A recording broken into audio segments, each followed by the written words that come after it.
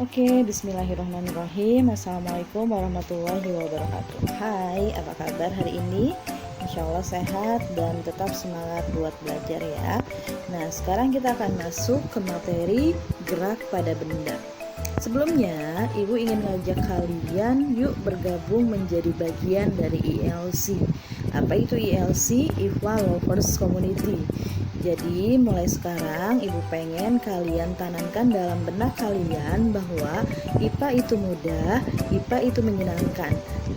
Asalkan kalian mau berproses dengan belajar baik dan benar, insya Allah semuanya pasti bisa. Selanjutnya, mari kita lihat apa sih KD dan tujuan dari pembelajaran kita hari ini. KD-nya adalah diharapkan munculnya kemampuan kalian nanti untuk menganalisis gerak lurus serta pengaruh gaya terhadap benda berdasarkan hukum Newton. Tujuan pembelajaran kita setelah belajar nantinya diharapkan kalian mampu memahami dan menjelaskan dengan benar konsep gerak meliputi gerak lurus, gaya, dan hukum Newton. Jadi jelas ya, pada pembelajaran kali ini kita terfokus pada 3 hal, yaitu gerak lurus, gaya, dan hukum Newton. Oke, sekarang kita lihat sebenarnya apa sih yang dimaksud dengan gerak. Oke, kemarin sudah dibahas bahwa gerak itu adalah perpindahan benda dari tempat pertama menuju tempat yang kedua. Nantinya tempat pertama itu akan kita sebut sebagai titik acuan. Ada syarat nih untuk menjadi titik acuan. Untuk dapat dikatakan sebagai titik acuan, sebuah tempat harus dalam keadaan diam atau tidak bergerak atau tidak mengalami perpindahan posisi. Ya, lanjut. Nah, sekarang kita lihat di dalam fisika ada beberapa syarat sebuah benda dapat dikatakan bergerak. Yang pertama jelas tadi harus ada yang namanya titik acuan. Ingat bahwa titik acuan itu adalah tempat awal benda melakukan pergerakan, dengan syarat titik acuan itu harus segala sesuatu yang diam, tidak bergerak, tidak mengalami perpindahan posisi. Contoh misalnya sebuah bus bergerak dari terminal A menuju terminal B. Yang bergerak adalah busnya. Terminal A tidak ikut bergerak bersamaan dengan bus. Terminal A tetap pada tempatnya. Maka kita bisa katakan bahwa bus bergerak terhadap terminal A. Jadi terminal A dia menjadi titik acuan, tempat di mana dimulainya pergerakan dari bus tadi. Kemudian ada yang namanya perpindahan tempat. Jadi dalam fisika, benda baru dikatakan bergerak apabila bendanya mengalami perubahan posisi atau berpindah tempat. Jadi kalau misalnya kita lihat ada orang yang loncat-loncat tapi tidak berpindah posisi, atau orang yang jalan di tempat, atau orang yang lari di tempat, walaupun terlihat oleh mata itu adalah bergerak, dalam fisika belum dikatakan bergerak. Kenapa? Karena dia tidak mengalami perpindahan posisi atau tidak mengalami perpindahan tempat. Selanjutnya harus ada yang namanya garis lintasan. Garis lintasan itu apa sih? Garis lintasan adalah daerah yang dilewati oleh benda pada saat bergerak. Contoh tadi, sebuah bus bergerak dari terminal A menuju terminal B. Nah, jalan yang dilewati oleh bus tersebut dari terminal A menuju terminal B kita sebut dengan garis lintasan. Nah, sekarang kita lihat beberapa faktor yang mempengaruhi terjadinya gerak. Yang pertama itu ada yang namanya bobot benda. Bobot benda ini sama dengan berat benda. Semakin ringan bobot benda, maka benda itu akan lebih mudah bergerak dibandingkan benda yang memiliki bobot yang lebih berat. Kemudian yang kedua ada yang namanya bentuk benda. Nah, bentuk benda ini lebih pada permukaannya. Jadi benda yang memiliki permukaan yang halus akan lebih mudah bergerak dibandingkan benda yang memiliki permukaan yang kasar. Selanjutnya itu adalah bentuk permukaan lintasan. Nah, jadi tadi kita udah bahas bahwa lintasan itu adalah daerah yang dilewati oleh benda selama bergerak. Apabila lintasannya permukaannya halus, akan lebih memudahkan benda bergerak dibandingkan dengan lintasan yang memiliki permukaan yang kasar. Terakhir itu ada yang namanya luas permukaan benda. Nanti ini luas permukaan benda akan berpengaruh pada bobot benda. Benda dengan luas permukaan yang besar akan memiliki bobot benda lebih kecil dibandingkan benda yang memiliki luas permukaan kecil. Sehingga semakin luas permukaan benda, dia akan lebih mudah bergerak dibandingkan benda yang memiliki luas permukaan yang kecil. Nah, selanjutnya kita bisa membedakan gerak berdasarkan garis lintasannya. Masih ingat kan garis lintasan itu apa? Yap, garis lintasan adalah daerah yang dilewati benda selama melakukan pergerakan. Berdasarkan garis lintasannya, kita bisa membedakan gerak benda menjadi 3. Yang pertama ada gerak lurus. Jelas, gerak lurus adalah gerak pada benda yang lintasannya berupa garis lurus. Nah, ternyata gerak lurus ini bisa dibedakan lagi menjadi 2 berdasarkan nilai kecepatan. Apa sih itu kecepatan? Kecepatan adalah perubahan posisi benda per satuan waktu. Jadi setiap benda yang bergerak pasti memiliki kecepatan. Sekarang kita lihat, berdasarkan kecepatannya, gerak lurus dibedakan menjadi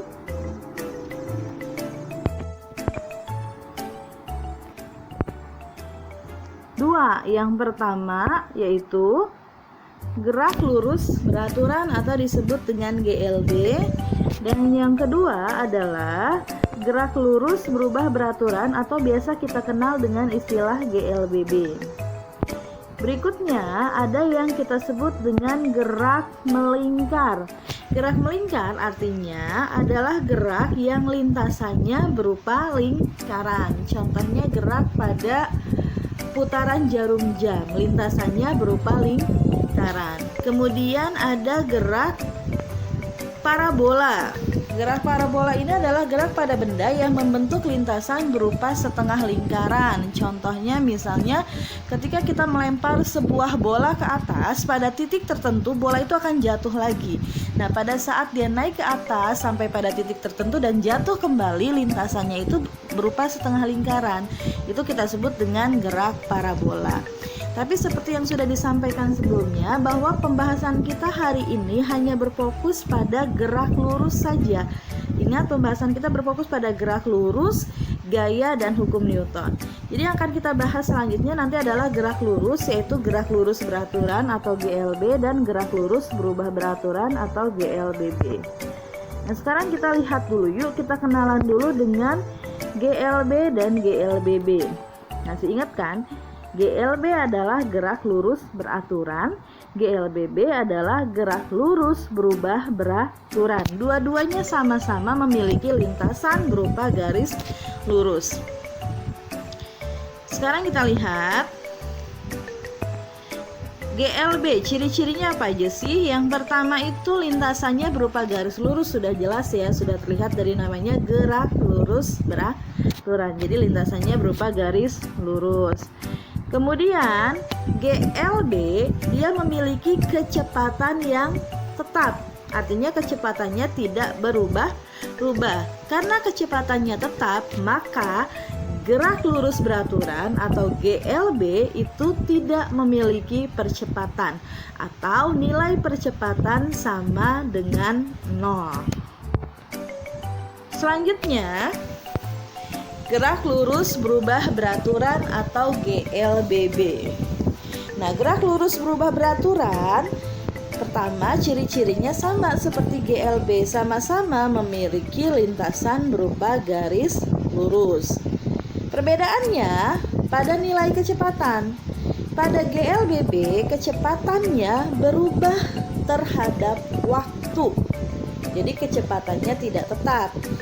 Karena kecepatannya tidak tetap, karena kecepatannya berubah, maka ciri khas dari GLBB adalah dia memiliki nilai percepatan. Artinya percepatannya memiliki nilai tidak sama dengan 0.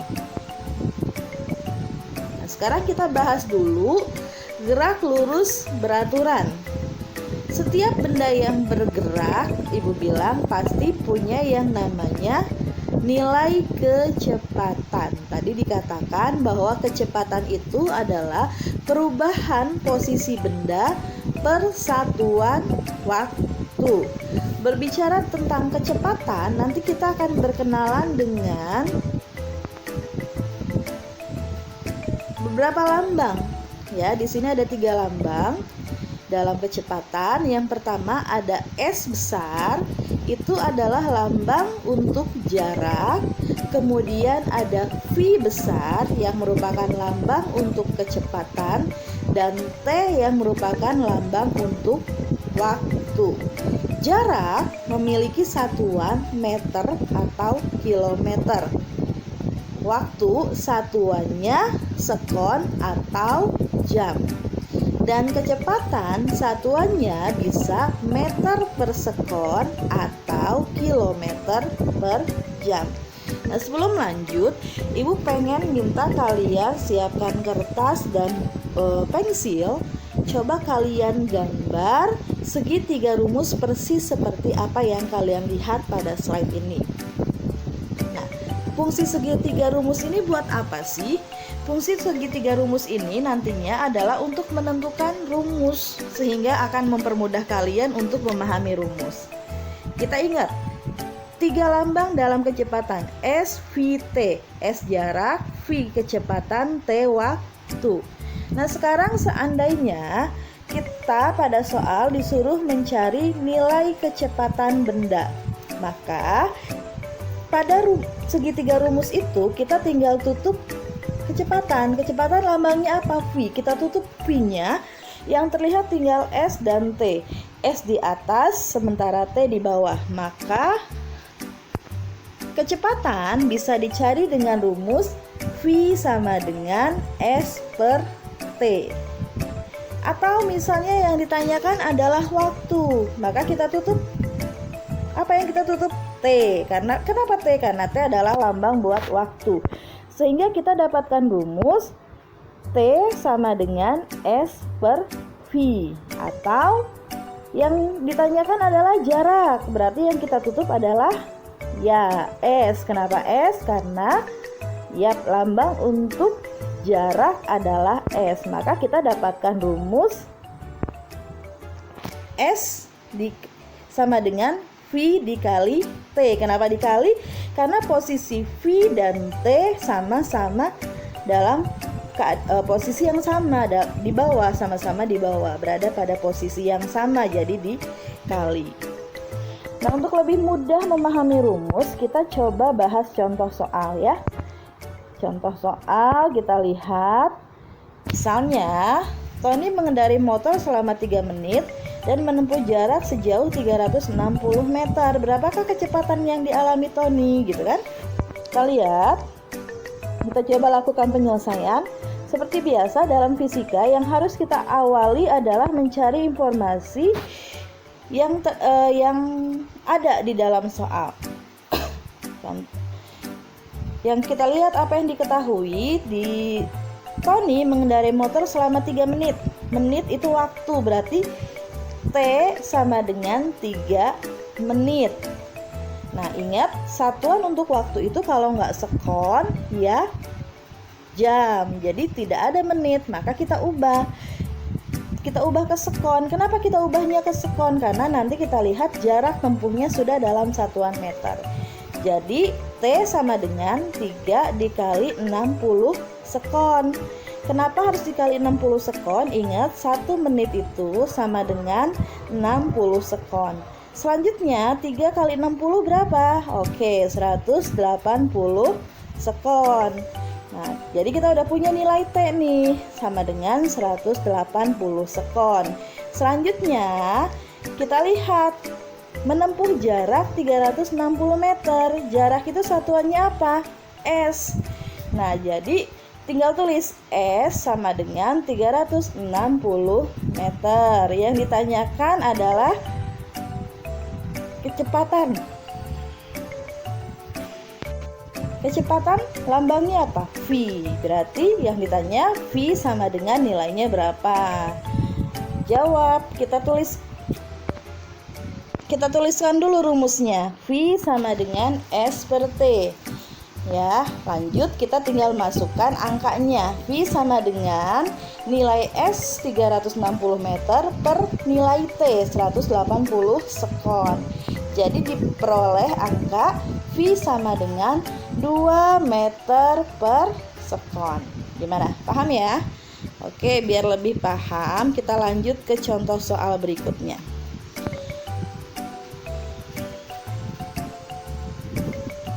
Nah, di contoh soal yang ini kita akan bahas kecepatan rata-rata.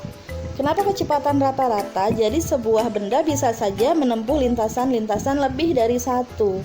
Jadi dia memiliki nilai jarak lebih dari satu. Nah, apabila benda menempuh lintasan lebih dari satu, maka kita katakan benda itu memiliki kecepatan rata-rata. Rumusnya sama, V sama dengan S per T. Kita langsung masuk ke contoh soal. Sebuah mobil berjalan dari kota A ke kota B yang jaraknya 50 km dalam waktu 1 jam. Kemudian mobil itu melanjutkan perjalanan ke kota C yang berjarak 90 km dari kota B dalam waktu 2 jam.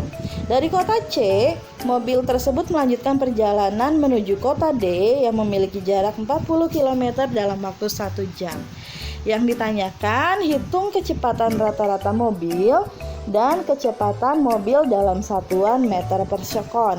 Nah, jadi di sini jelas lintasan yang dilewati oleh mobil tidak hanya satu. Waktu yang dibutuhkan oleh mobil untuk sampai ke tempat tujuan juga tidak hanya satu. Makanya kita sebut dengan kecepatan rata-rata. Rumusnya sama S per T. Bedanya nanti S-nya harus S total, T-nya juga harus T total. Coba kita jawab ya. Yang diketahui S total, kita cari dulu S totalnya. S totalnya berapa? S total sama dengan, kita lihat jarak dari A ke B itu 50 km ditambah dengan jarak dari B ke C 90 km ditambah jarak dari C ke D 40 km.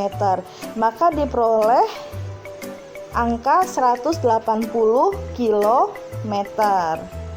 Ya, itu ibu salah, tulisannya meter yang sebenarnya adalah kilometer. Kemudian kita cari T total.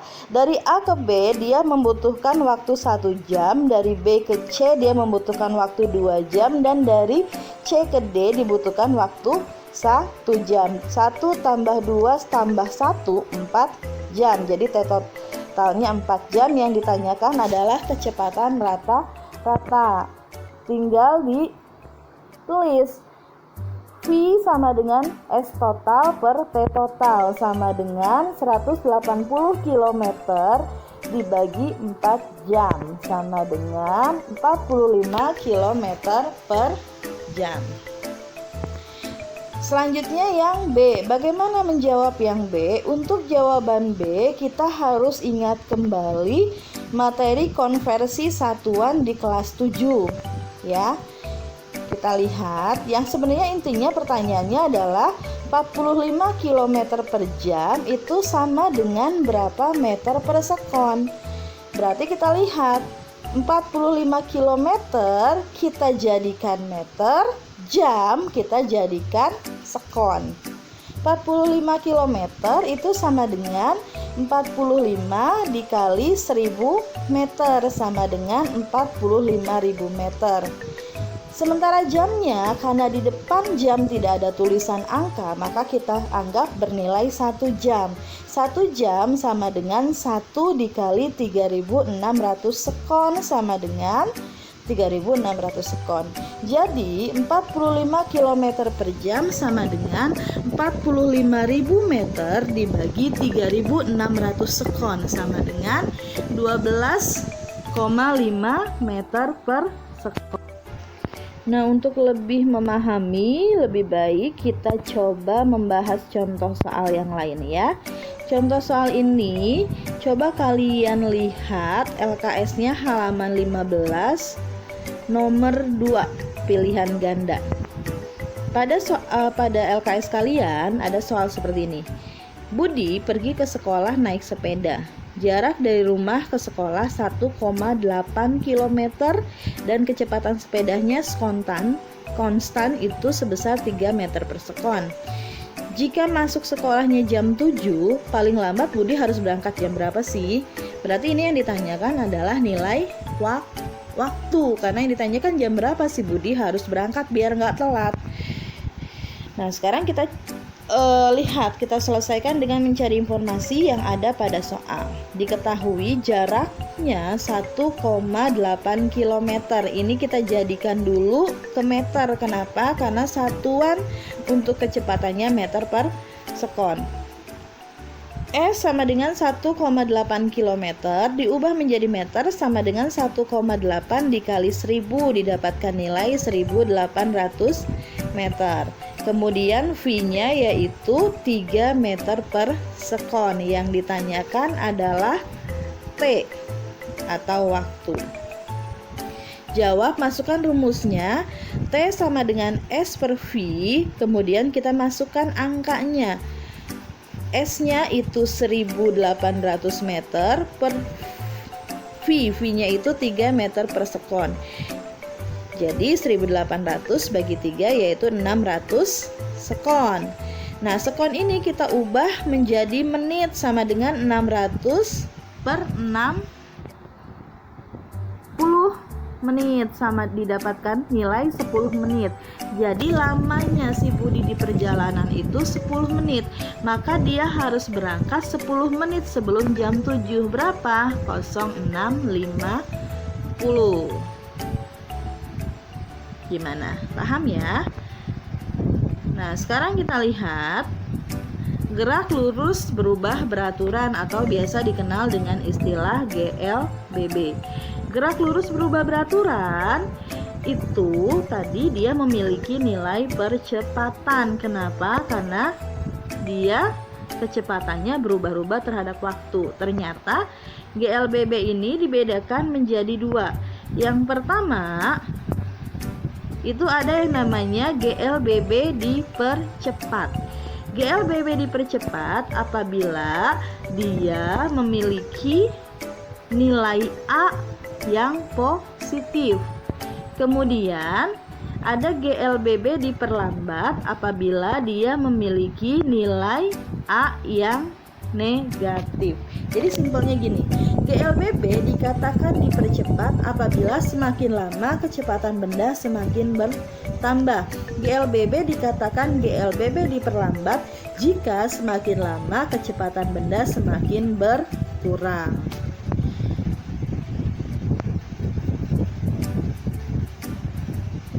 Nah, sekarang kita lihat gerak lurus berubah beraturan itu memiliki nilai percepatan atau perlambatan. Ini biasa dilambangkan dengan A.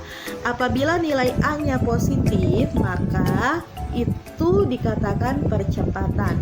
Tapi kalau misalnya nilai A-nya negatif, maka dikatakan perlambatan.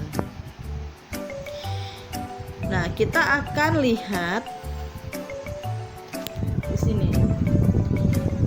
Kita akan berkenalan lagi dengan segitiga rumus. Ada delta V, ada A kecil, dan ada delta T. Delta V adalah selisih perubahan nilai kecepatan. Kalau pada soal belum diketahui, nanti delta V bisa dicari dengan rumus delta V sama dengan V2 dikurang V1. Sementara A bisa percepatan, bisa perlambatan, tergantung nanti nilai hasilnya positif atau negatif, dan T adalah waktu. Yuk coba gambar lagi segitiga rumusnya. Apabila yang ditanyakan percepatan atau perlambatan benda, maka yang harus kita tutup apa? Ya, yang harus kita tutup adalah A. Maka yang terlihat tinggal delta V dan T. Jadi kita dapatkan rumus A sama dengan delta V per delta T. Atau yang ditanyakan adalah waktu, maka kita akan tutup T-nya, jadi delta T sama dengan delta V per A. Dan yang ditanyakan selisih perubahan kecepatan, maka yang ditutup delta V. Delta V sama dengan A dikali delta T. Buat lebih mudahnya, kita masuk ke contoh soal. Motor bergerak dengan kecepatan 5 meter per sekon, kemudian mendapatkan sebuah gaya sehingga kecepatannya berubah menjadi 25 meter per sekon selama 5 detik. Tentukanlah A. GLBB yang dialami oleh motor tersebut, B. Percepatan yang dialami oleh motor tersebut.